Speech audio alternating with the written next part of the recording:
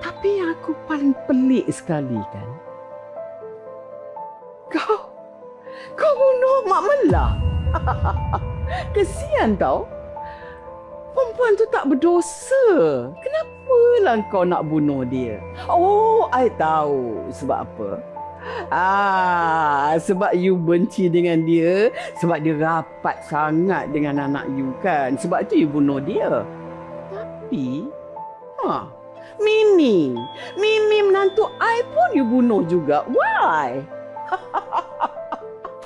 Dan kemudian, you gunakan Kamal dan Farid yang tergila-gila sangat dekat you tu untuk bebaskan you dari penjara, dari merengkok dalam penjara. Dasar memang perempuan tak tahu malu. Number 1 gaslighter.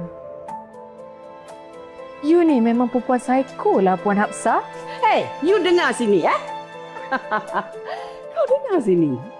Kalau Kamal tak kutip engkau daripada kampung, kau memang terkutuklah dekat kampung tu jadi perempuan yang paling hina kat sana. Tak sedar diri,